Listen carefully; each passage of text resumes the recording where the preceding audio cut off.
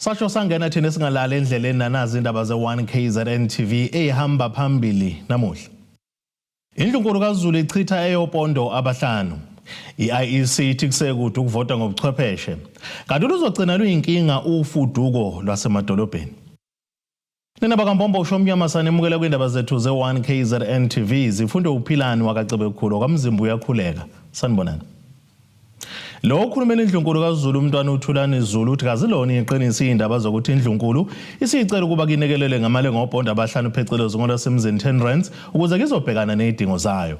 Umntwana uThulani ukusho lokho engxoxweni ekhethekele neziko lezindaba ngekathi ke kuqhubeka umhlangano wenhlambuluko wendlunkulu kanye nabantwana abasendlunkulu obukade usesigodlweni kwakhangela amankengane kwaNongoma kulandela ungaboni ngasolinyo kube khona ngaphambilini. Lona ke ngumhlangano wenhlambuluko phakathi kwendlunkulu, abantwana basendlunkulu kanye namakhanda ezindlu kulandela ukuthi kube khona ungaboni ngasolinye kwaba khona ke nokushintshana ngamazi angemahle kwaze kwaphumela nasizizweni asabalala ezinkundleni zokuxhumana. Enyangeni ezimbalwa ezedlule sizokhumbula ukuthi kwake kuba nesimo sokungaboni ngaselunye ngaphakathi esigodlweni.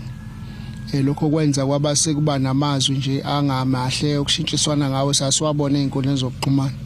Kodwa ke indlunkulu ekuhlaleni kwayo ilungisa lezi zimo iseyafika esimeni sokuthi cha ake kuba khona isimo lapho kuhlambulukelwana khona. Njengamanje ke isilo sizohlambulula sigeze laba bakwabo, sigeze nesigodlo, sigeze kanye nomama baso.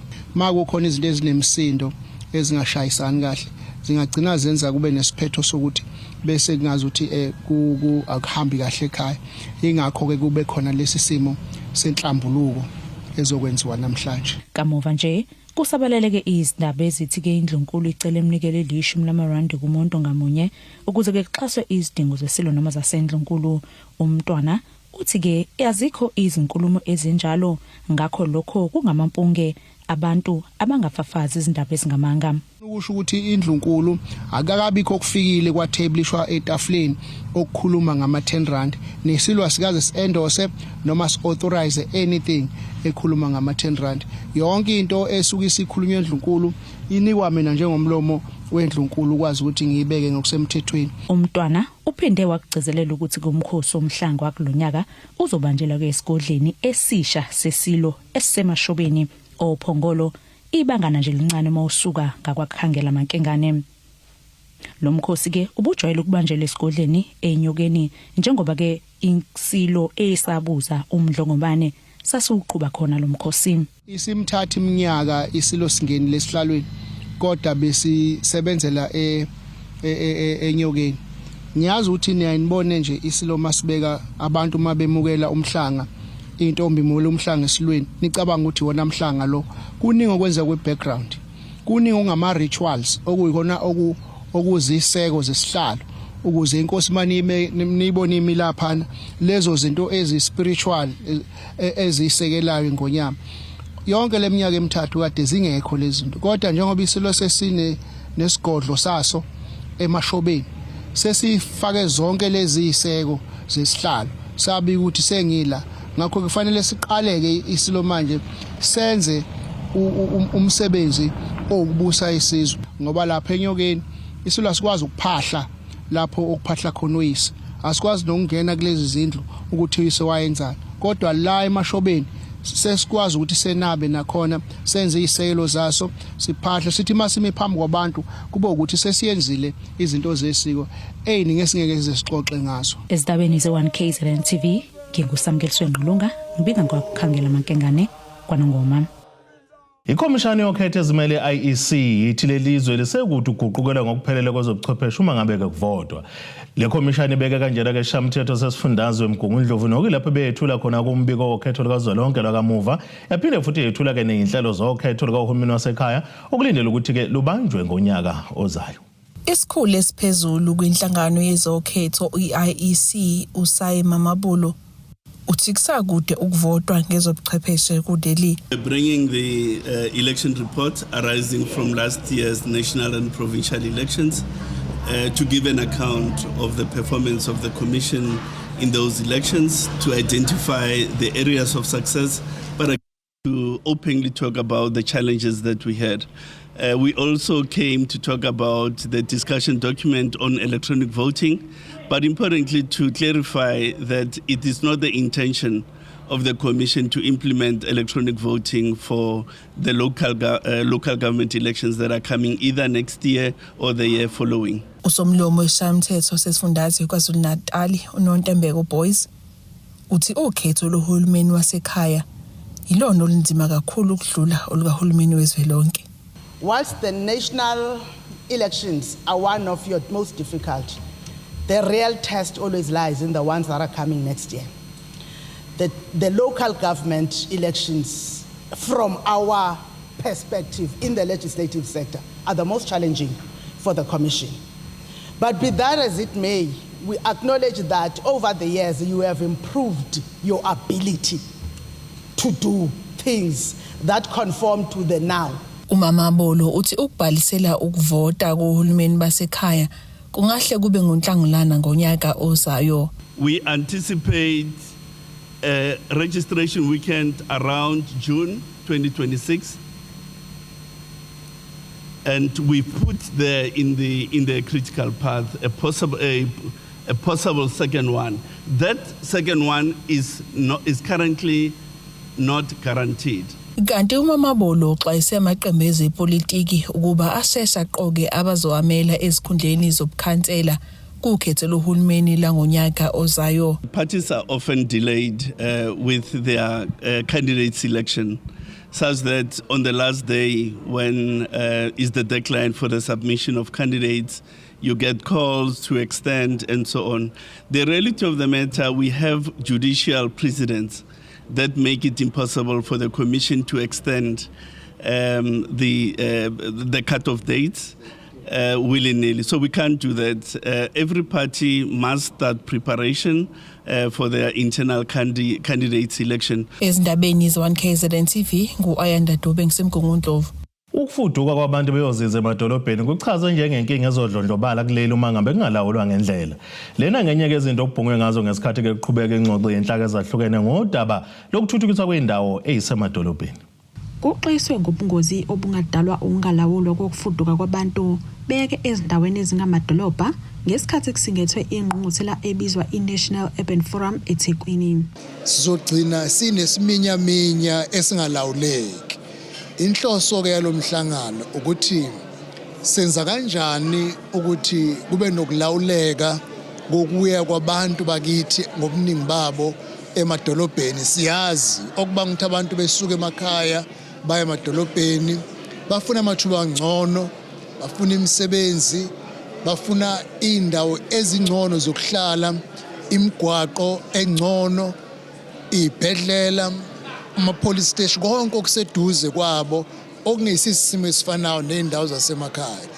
Ukubonisana-ke ngayo yonke lento ukuthi senze njani ukuthi ukufuduka kwabantu beya emadolobheni kungagcini sekudale isimo esingalawuleki. Le ngqungquthela osekungowesibili isingathwa ihlanganisa abezinhlaka ezahlukene ukuzobhunga kabanzi ngalokhu kufaka ke omasipala abehlukene, abezemvelo, abezokubusa ngokubambisana nezidaba zomdabu nokunye okuningi. Uveleke uthi cishe uhafu abantu bakuleli usuthuthele emadolobheni ngenxa yokufuna impilo engcono kanye namatoho. Kukhuthazwe isidingo sokuthuthukisa ke izindawo ezisemakhaya. Asenze umnotho uye la abantu behlala khona ukuze basibone isidingo sokubuyela emakhaya la besuka khona. Kodwa ngaphezulu kokuthi ke nje uyise umnotho ngisho nesimo i-environment ayenze umuntu ethi kumnandi ukuhlala la ngoba noma ngabe liyana imoto iyakwazi ukungena ekhaya, ayishiwe entabeni ngenxa ukuthi umgwaqo awukho, ngenxa yodaka. Yilento ke esifune ukuthi uma sisuka manje siya eminyakeni u2050 yini esiyenzayo ukuguqula umnotho ukuthi ungadonsela abantu emadolobheni kodwa ubasuse emadolobheni ubayise emakhaya. Umengameli wenhlangano yengamele omasipala kuleli uveze uthi uhulumeni akanalo ke uhlelo oluqondile lokuthuthukisa omasipala ikakhulukazi abasemakhaya kwezomnotho. Uhulumeni ucabanga ukuthi urenda iservice ebantwini i-competition. Siyahamba singohulumeni umvile uminister bethetha pha ukuthi siyahamba sibheke kuma-China siyofunda. But asibuyi sizo-implement into e-China. E-China bane-plan yokuthi where there is a need of economic activity, they put a plan and invest on that plan in making sure that the situation in that municipality is changed. Now abantu isazoba icensus esikhulu isicela ukuthi over 60% yabantu bafudukele ku-17 municipalities is because in rural places akho economic activity. Ezindabeni ze-One KZN TV kubika ke uNtomkhona Mvubu eThekwini. Amalungu omphakathi waseNembe eMandeni enyakatho KwaZulu-Natal amashe esikoleni samabanga aphansi eNembe Primary namuhla efuna ukuxoxa uthishanhloko kuleso sikole kanye nohlalo wesigungu esilawulwa kwesikole ngensolo zokufuna ukufumbathiswa kwintsha eqashwe ke njengabasizi bothisha phecelezi ngosemzini ama-educator assistants. Ilungu lomphakathi uSipho Makhoba uthi baphatheke kabi ngalesenzo sikathishanhloko sokufuna imali engu-1,500 wamarandi umuntu ngamunye ekubeni lezi ingane eqashiwe ukuba zelekelele uthisha zivele zihola imali encane. Emva kokuba umengameli wakuleli uCyril Ramaphosa amemezela uhlelo lokuzama ukulwisana nesibalo esiphezulu sabantu abangasebenzi kuleli, waqhamuka nohlelo lwabasizi bothisha esikoleni nalapho kuqashwa khona intsha engasebenzi. Umphakathi wakwaNembe eMandeni enyakatho nesifundazwe KwaZulu-Natal ubambe imashi uyibhekise esikoleni samabanga aphansi iNembe Primary ngensolo ezibucayi zikathisha nhloko kanjalo nohlalo wesigungu esilawula isikole abasolwa ngokufuna intshontsho lemali engangu-1,500 wamarandi kulabo abaqashiwe njengabasizi kulesikole.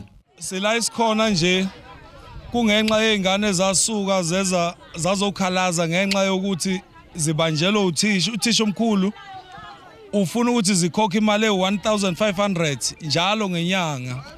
Wathi leyo mali leyo zizoyikhokha uma ngabe ihole imali enyanga embili komele ukuthi zikhokhe 1,500 abawu2. Okwale ngisho ingane seyincenga ukuthi ngicela ukukhokha noma u-1,000 wathi kodwa sebevumelene nosihlalo njengoba silana nje sizothi phansi ngothisha omkhulu phansi sizothi phansi ngosihlalo phansi ngoba uma ngabe singama SGB sizomela abazali kodwa uma ngabe ukuthi sizocindezela izingane zomphakathi kusho ukuthi sehlulekile ukwenza noma ukumela abazali ngokweqiniso noma ukumela umphakathi ngokweqiniso. Umphakathi usukumile walengamela lolu daba wahlanganyela nomnyango wezemfundo ngaphansi kwesifunda iLembe kodwa kukho izinyathelo ezithathiwe. Lo mphakathi uthi ufuna esusiwe uthishanhloko kulesi sikole kanjalo nohlalo wesigungu esilawula isikole. Kuthe uma ngabe kufika lolu daba kimina izingane zizolibika umuntu wasenza incwadi eyisa kwi-Department of Education kwi-district kwi-Mandeni Circuit enye incwadi yasiya kuyena uprincipal uqobo ukwenzela ukuthi ayisekho into esasiyifihla sasifuna ukuthi abone nayo ukuthi udaba sesilifakile eminyangweni wezemfundo. Ngaleyo ndlela ke sasesimazisa nayo ukuthi nansi incwadi sesiyifakile eminyangweni. Ngampela kwatholakala ukuthi kuyinto ekhona. Ngaleyo ndlela lokho esikhuluma ngakho akusezona insolo kuyinto eyisiqiniseko. Umphakathi udlulise uhlu lwesikhalo zawo komunye wabahloli bakulesi sikole njengoba ubuzwakalisa ungenami kwawo ngalesenzo sikathishanhloko. Nanoma ikuphi okwenzekalayo sifuna ukuthi uqinisekisa ukuthi asifuni ukuthi isikole sethu siphazamiseke.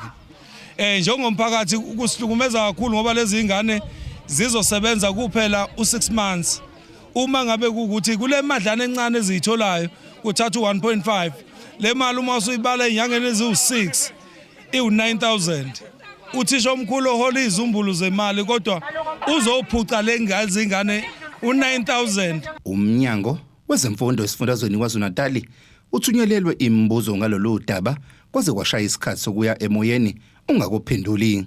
Izindabeni ze-One KZN TV kubika uThabani Maphumulo eMandeni. Asithishelele etoreni nebesilo siyabuya futhi nezinye izindaba.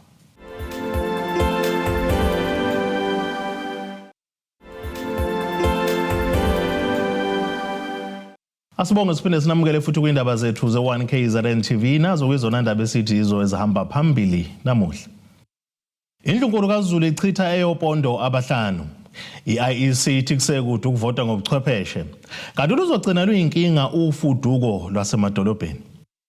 Baqhuquzeleka imisebenzi yezandla besifazane basemajuba ngesikhathi kuqhubeka umcimbi wokubungaza inyanga besifazane nokuyilapho kwekubhungwe khona ngendlela zokuzithuthukisa nokulisana nezingqinamba ababhekene nazo. Lo mcimbi ubonjolo lomphakathi kosizweni enhla nelikaMthaniya. Abesifazane emajuba bathi bazobungaza usuku kanye nenyanga yabesifazane ngokucobelelana ngezindlela zokuthuthukisana. Sihlangane lapha singomama sizogubha usuku labantu besifazane nenyanga yabantu besifazane njengalokho kuyigugu ukuthi umuntu wesifazane abe nesikhathi noNkulunkulu futhi abe nesikhathi nemisebenzi. Namhlanje ke sihlangene lapha cobelelana ulwazi nokuzohlanganyela ekubungazeni usuku lwethu. Siyenza nemisebenzi yezandla, ama skills we promoting, ama skills esiwenzayo ngezandla zethu, i-craft work. Siphinde futhi sicobelelana ukuthi mhlambe singenza kanjani ukuthi singene kwi-marketplace, singenza kanjani futhi ukuthi siphile noma singasebenzi, singalindi obaba kuphela abaye emsebenzini kodwa nathi kube khona imisebenzi esiyenzayo ngezandla zethu. Baqhubeka ngokugqugquzela ukuziphatha ngendlela efanele kubantu besifazane. Uma singake sikhumbula inkosikazi ekuthiwa uEsther eBhayibhelini yathi sizwile ukuthi isizwe sakubo siyakhashelwa siyahlaselwa, kwaba khona into eyodwa ecabangayo empilweni yayo, yacabanga ukuthi ukhona umbhoshongo ophakameyo ofanele sibuyele sibalekele kuwona. Abantu besifazane uma bengabukela kuEsther South Africa, iAfrica umhlaba wonke ungashintsha. Asisaziphathi ngendlela. Bokubuke nje umuntu wesifazane odibana naye emgwaqeni egqoke ngendlela engafanelekileyo uthi uyamkhulumisa uyalwa. Akulu yena, kulwa imimoya okufanele silwe nayo kaNkulunkulu ngoJesu Kristu.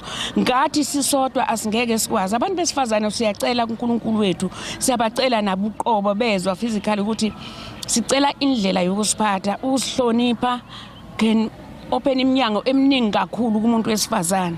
Kanti omunye walaba uqhuquzela ukuba besifazane benze imisebenzi yezandla. Because esikhathini samanje siphila kusona amathuba omsebenzi awasekho and kulele kuthina ukuthi ke ikuphi esingakwenza esingabantu abasha ekuthenini sikwazi ukuthi siziphilise, sikwazi futhi ukuthi nempilo iqhubeke.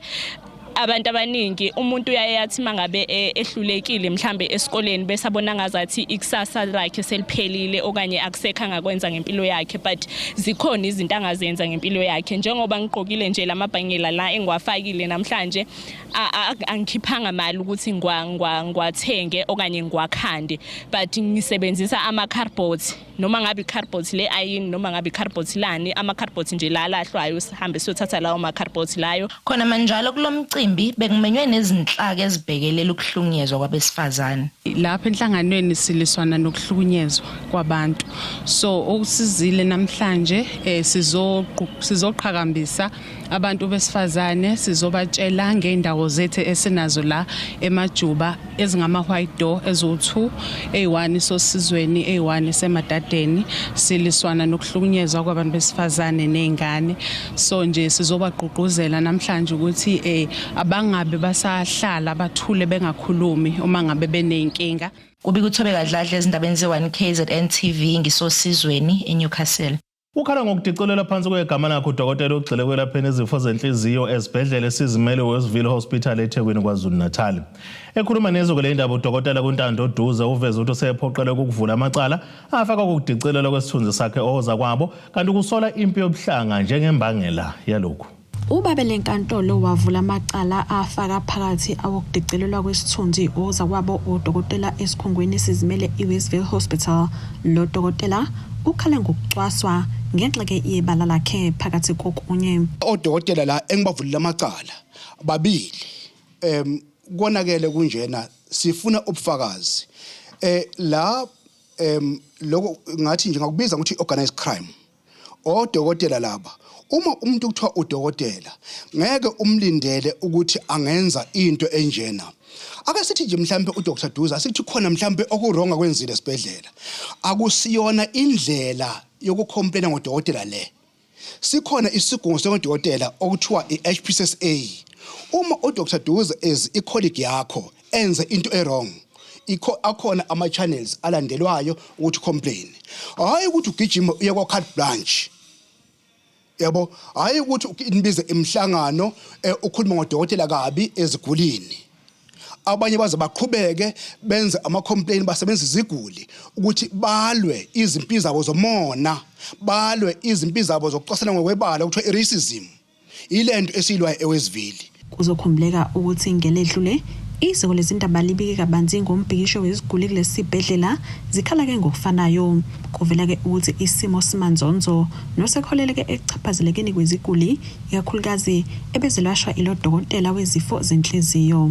Ngoba kuliwa nje kanjena abantu abahlukumezekayo iziguli sike saba nonyudaba nje esinye isiguli ebesibhajwe lapha etrauma eWestville sibona udokotela was discharge within 24 hours sabuya isiguli wanqaba ukusibona kube umsindo ke lapho ke ekugcineni leso siguli leso sasahamba saya eCity Hospital. So inkinga nje eWestville iziguli zami ezinye azifuni ukubona abanye odokotela. 2 labanye odokotela abafuni ukuyibona kwabona njengamanje kukhona abathi cha uma uDr Duza angekho ngamane ngekhaya ngife. So uma injena ke ngithi umthetho asiwunike indawo yawo ushaye kakhulu kule ndawo. Ngithi futhi no medical council ePitoli la se register khona ezodokotela nakhona futhi ngithi umthetho awushaye ngoba izigebengu lezi odokotela kodwa igebengu. Udokotela kufanele kube umuntu omhloniphayo kodwa siyabona ukuthi le iorganized crime. Into engishoyo ukuthi lento enzeke kimi ingenzeki komunye udokotela ukuthi asiyilwe lempi. Ekhuluma neziko lezindaba uDuze udalelwe ukuthi kulezi ikhungo isekhona inhleso ngaphatheki kahle kodokotela abampisholo kepha kunokwesaba ukuphumela obala nje singodokotela babantu abamnyama la eThekwini kuthe kwenzeka lento kimi ukhona nje omunye udokotela ophethe kwenye ama department eNkosi Albert Luthuli Hospital ongifonele othi naye wahlukumeza kwasinye sezibhedlela la esiprivate kwaphoqa ukuthi aza ashiye resign abuyele back kwaHulumeni so uphethe i-department ethize eNkosi Albert Luthuli. So ibona abantu laba abathi izimpi ezinjela kumele sizilwe into enjena akumele iphinde yenzeke. Phambilini isibhedlela satshela iziko lezindaba ukuthi ke lolu daba lusezandleni zenhlangano eyengamele odokotela kanti ke amaphoyisa aqinisekisile ukuvulwa kwamacala. Ezindabeni ze1 KZN TV kube uNtombi khona Mvubu ngeSithekweni. Emva kokuqaphela ukuthi abesifazane abangosomabhizinisi basaselele emuva kakhulu mangabe uqhathanisa nabesilisa ikhona ke lokho kwenza i-Multi-Party Women's Caucus kwishamthetho saKwaZulu-Natal ibambe kumcimbi wokuhlomisa ke ngolwazi abantu besifazane ehholo lasedolobheni laseKokstad kwisifunde eHarry Gwala namuhla. Uhlalo leli thimba uceliwe Madlopha ukuthi kubalekile ukuthi uHulumeni alekelela amabhizinisi abesifazane aphinde futhi kathuthuke ukunokubayekelwe bese gcina ngokuthi afadalale. Bakholwa ukuthi abesifazane bancele ulwazi oluzobasiza bathuthukise bona namabhizinisi abo. Namhlanje silapha sine empowerment women's workshop namhlanje into esihlale phansi njenge Multi-Party Women's Caucus sa invite i-presidents sa invite uNational Empowerment Fund ukuthi njengoba amakhosikazi abantu besifazane abalapha ekhlaleni nomama olapha etafuleni osayithengisela utamatisi uyafisa ukuthi nebusiness lakhe ligcine likhulile ngelinye ilanga sibese sibamema ke ukuthi beze la bezosicobelela ngolwazi ukuthi mangabe ngifisa ukuqala ibusiness ngile esikhawini lapho engizalwa khona lapha emakhaya Khobosa ngingenze njani ngingafinyelela kanjani ukuthi ngoba siyazi ukuthi ukuze uqale ibusiness kufanele ukube nemali yokuqala ibusiness. Intokazi eyaqala ibusiness layo ngokudayisa ukudla kwesipuni erenki yamatekisi ithi yize ziziningi izinqanamba abhekene nazo yinde indlela aseyihambile. As a 26-year-old owaye ngenamali I decided ukuthi ake ngiyodayisa iplate erank mhlasimpe by so doing I'll be able to earn a living, and I did. That was 4 years ago. 4 years later sesi owner a restaurant eNorth Beach esibiza ngoVumile Cooks. Uqala anything akukho lula kuba wesi kakhulu ke if uzoqala into abantu abangayazi, because now you are building a brand, and ukwakha ibrand akuyona into eyenzeka overnight. It is going to take your time, it is going to take your strength, it is going to take your money. Izothatha yonke into ongacabanga ukuthi ngayithatha kuwena ukuyibuyisela ebhizinisini ukuze ibhizinisi liqale lithembeke lithandeke abantu balazi. So ezinye zeyingqinamba ngakhuluma kakhulu ngento ye funding. Yazi i-funding is not easily accessible noma ekhona ama opportunities, but ukukhuluma nje iqiniso there is a lot of red tape ekhona kulo ma opportunities lawo akukho ngisho lulu kwa applyela. Kanti usekela somlomo weshamthetho saKwaZulu Natal usekhuthaze abesifazane ukuthi bangapheli imoya bawasungule amabhizinisi abawafisayo. Ngithi abantu basifazana bangasabi ukuthi baqala amabhizinisi, usizo likhona, they must just know ukuthi imiphi iminyango fanele bayivule ukuthi bathole lo sizo. But us as a shamthetho, I think it's important senze leyo public participation ukuthi ama access yini avuliwe for abantu besifazane. So I want to say ukuthi bangahlali phansi bacanga ukuthi usizo alukho, ishamthetho and different departments bakhona bafanele bangene, you know, from the city, masipala, amakhansela khona babuze and bathole usizo la bazothola khona. Ntando yenkosi Dlamini ezindabeni ze1 KZN TV ngibika ngiseKokstad. Asiphinde sithi shelele itolo nenabesilo siyabuya nezinye izindaba.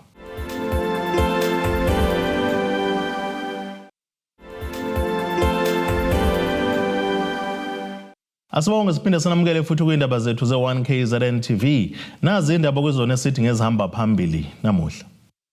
Indlunkulu kaZulu ichitha eyopondo abahlanu. I-IEC ithi kusekude ukuvota ngobuchwepheshe. Kanti luzogcina luyinkinga ufuduko lwasemadolobheni. Ake sibheke engosini yezomnotho. Iranda kuleli ngu-17.74 maqhathaniswa nedola laseMelika libe ngu-23.85 kupondo waseBrithani libe ngu-20.63 kwi-euro yase-Europe. Intengo yegolide yona ngu-$3,336.35 ounce, kuthi intengo yolongahluziwe yona ibe ngu-$66.84 umphongolo. Ake sibheke engosini yezemidlalo. Umgadli Mamelodi Sundowns uLucas Ribeiro Costa usebhalele leli qembu elazisa ukuthi uyenqamula inkontileka yakhe nalo. Lokhu kulandela ukubhunjwa kwengxoxo beziphakathi kweSundowns neQatar SC ngokumsayinisa njengoba kugcina engavunyelwananga ngemali. Lo mdlali uthi unelungelo nezizathu ezimnikeza igunya lokunqamula inkontileka yakhe kuleli qembu.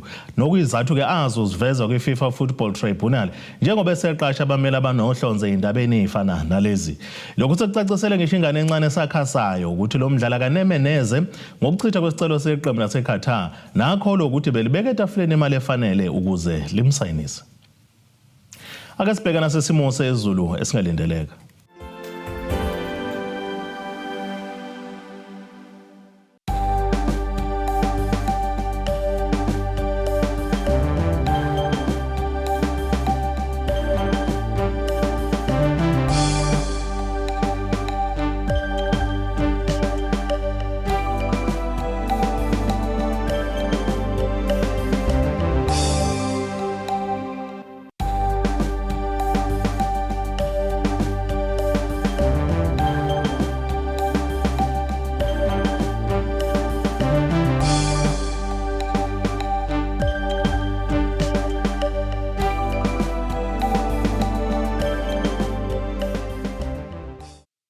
Nene bomlilo othatha uShubhangha washisa ikhotha zasedlebe kokoshanise emabedlano kaMzimba umntwana nethemba lonke le indaba sithi khumu.